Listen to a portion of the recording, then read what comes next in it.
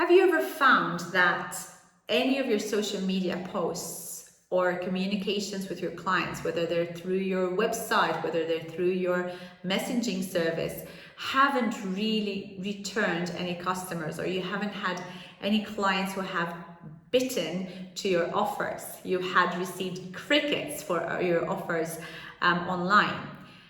If that's the case, you might have an issue with your communication skills with your clients. In this video, we're going to be talking all about the communication mistakes that Pilates studio owners and Pilates teachers do when they are corresponding with their clients, whether that would be online or whether it would be face-to-face, even if they even turn up at your studio. So if you like the video, please stick around, hit the like and subscribe, and of course referring to your friends if you feel that your friends would need it and would make use of it. So the first mistake that I see is talking extensively about yourself. How many times have you been to a party where you see a person who comes to you, a person you don't know who comes to you, and he starts talking about themselves. They start talking about their qualifications, they start talking about their job, they start talking about their life, and they rant on and on and on, and then all of a sudden you feel you've lost them because you really are not interested in what they're saying to you, and you just don't want to hear anymore because all they're doing is talking about themselves. And compare it to someone who comes to the same party and then who is genuinely interested in what you have to say, is asking you intelligent questions, about your life, about your work, about what you do, and then they're only talking about themselves in relation to what you are translating to them. So you feel that you start then building this likeness, right? You start building this relationship with this person at the party. So likewise, this is what happens with us when we are communicating with our clients. If whenever we have an inquiry, or whether we want to put a social media post, or whether we want to even put stuff on our website, we are constantly talking about ourselves and talking about our qualifications and talking about where we've come from and this is who we are, without first having identified the client's problem, having first identified the client's needs, figuring out what the clients want. Then how can we even be able to communicate great Pilates sessions with them when they are with us? You know, this is all about the client, and I've said this many times in my videos, and there are ways for us to attract clients. And you know, I've created this video talking about creating our perfect client avatar, to another video about retaining our clients. And having the retention of our clients requires different skills to attracting clients. And they are all included, they are all involving communication skills. What both of them have in common though is that at whatever stage you're at, whether you're attracting the client or whether you're still keeping the client, you need to have empathy and you need to be working to the client's needs. So constantly talking about yourself isn't going to be helping you. You can only talk about yourself when you have identified how that relates to the client's story. So that is tip number one. That is one mistake that we do. We have to really consider listening to what the client needs, listening to their wants, and then relating our story accordingly. Mistake number two is using jargon. Now, jargon happens everywhere in every single industry. And you know, what would be commonly known in our industry would be gibberish to our prospective clients. So you have to consider that humans have very short attention spans. So when you start talking about stuff that the clients can't relate to, you're going to lose them very quickly. And that is the complete and utter opposite of what you really want to be achieving when you are communicating with your clients. So common words would include things like trauma, safety, Yeah, perhaps talking about limitations. So trauma, think about the word trauma. Trauma can mean so many things. Trauma can mean physical trauma. It could mean mental trauma. So if you're putting stuff out there in your social media and you are using words like that, you might be attracting the wrong type of client. So that you need to be very careful with, because you are not a psychologist at the end of the day. So using the right words makes very, very important communications, makes it really important for you to attract the right type of client. And once you have that client, to retain that type of client. Other terminology that could be used as jargon would be your certification, saying that you're a comprehensive teacher, saying that you are PMA certified or NCPT nowadays, or your PT, PMA, whatever that might be, personal trainer, physical therapist, whatever. You don't need to be relating these abbreviations to your clients in your social media or in your website or even in your messaging. You could be saying that you are fully certified to work on all the specialized Pilates apparatus that has been created by Joseph Pilates. Also remember that many clients don't even know that the method was created by Joseph Pilates. So using simpler, more specific terminology is definitely going to clear the air, clarify your position with the client. Another thing that I see a lot, especially with my coaching clients, in their communication, the jargon they use is more relative to the problem that the client has. What am I trying to say? So you would be saying to the client, oh, you have a problem with your hip, or you have a problem with your shoulder, or yeah, oh, we're going to solve this problem. Rather than going down that route, you need to be looking at a situation where we could use more positive terminology. Things like, we will work together to help identify unhelpful movement patterns and then help find strategies, identify strategies which will help us both to create more improved movement patterns and improve your posture and your general well-being. You can also say that we will work to achieve your goal. We will work together to achieve your goal. It's really not perfect. This still isn't perfect, but still it's better than what I have seen. I mean, I'm only giving a general advice here. I'm not strategizing to specific situations, because terminology will need to change to a specific situation. Clients will come with different issues, so you have to take this on a case-by-case basis.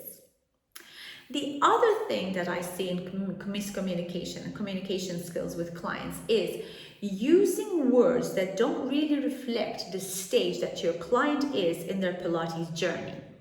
So this really refers to really giving detailed explanations to somebody who's already coming to you from quite a bit of experience, having practiced Pilates perhaps with somebody else. Maybe they have just moved country and they are looking for a studio local to their area. Maybe you don't need to be explaining that Pilates is practiced on Pilates apparatus, and then you go on a difference between working on the mat work to working on equipment, explaining about your certification, because a seasoned Pilates practitioner is going to know all this and you're going to lose them. It's going to be too much information that they really don't need. It's superfluous information. I tend to compare this analogy to having a client or two clients in different stages of their pregnancy, prenatal clients. So imagine teaching somebody who's in their first trimester in their pregnancy compared to teaching somebody who's in their third trimester of their pregnancy. They have different needs and different wants, and you're not going to be giving the same exercises to them in their different levels of pregnancy. The same goes with communicating with your clients. You could see the beginner client, you could compare the beginner client to someone who's in their first trimester of their pregnancy. You need to be explaining things like the differences between Pilates on the mat, Pilates on equipment. Perhaps you need to explain a little bit about what kind of clothing they need to be wearing, and talking about the importance of breathing, etc., etc. Whereas somebody who's seasoned, compare them to someone in their third trimester who already know, they've already gone through certain stages, and you need to cut out specific information because you're going to lose them, and you will lose them very quickly. Same thing could be said about perhaps working with a client who's been doing Pilates online and they're used to following a specific order because they've been doing Pilates off a YouTube video perhaps. So the one comparison you need to say to them is that, of course, you're going to have a lot more unique approach to practicing their Pilates because we're going to be working according to their needs rather than them following a specific prescribed order as they have been following online. So it's important to see the different stages of the clients and their experiences in Pilates in your ways of putting your marketing out there on social media, or perhaps doing having conversations, even if people simply inquire of sending you a WhatsApp message or a Telegram message, and just asking these questions before you go out there and blurting things out to them that are perhaps going to be superfluous. You know, you also have to understand that people have very, very busy lives. So they really want to know about themselves, and they want to know how Pilates with you is going to change their life, is going to help them achieve their goal. And by finding out and identifying at what stage they're at in their Pilates journey, it's really going to give you that quick shortcut to giving direct answers to their questions. Then the last thing is, the last communication mistake that I see with people is that we speak to them more about what they need rather than talking to them essentially about what they want. So your ideal client maybe already knows about what they want. They already know, perhaps you've got a client that comes to you and says, oh, I want to have a fit body the next 3 months. Well, if you go to them and say, well, you know, you really need to fix that shoulder because I can see that your shoulder is not working well, you have limitations in your shoulder, or perhaps, you know, you need to work on your feet because your feet are not aligned properly and it's going to affect your whole body. You're really going to lose them. You're going to lose them very quickly because they have a specific target. They have a specific goal. They've come to you with, hey, I want to get a fit body in 3 months. Now, are you going to help me? Because I've got a wedding and I want to make sure that I get right into it. I want to get into that sexy wedding gown that I've got. And I'm not interested in you fixing my feet.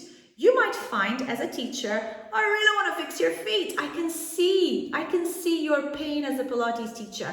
I know. I've had this over and over again with clients, and that's amazing.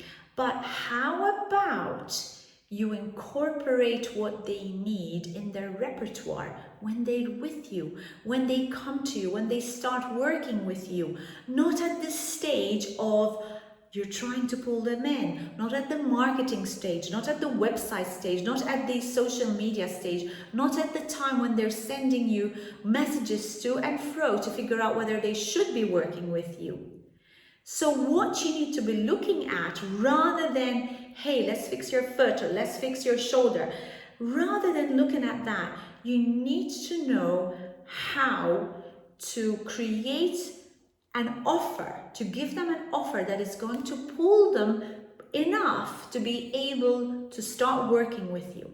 And then once they're working with you, you do start working to fit their needs, to fix what that you feel in your mind as a teacher they need.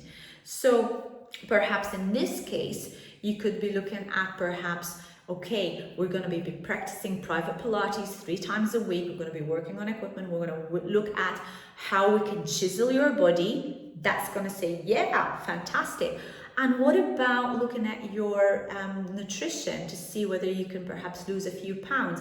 I can perhaps refer you to a nutritionist who can prescribe or give you more insight into more anti-inflammatory foods that are going to help your gut.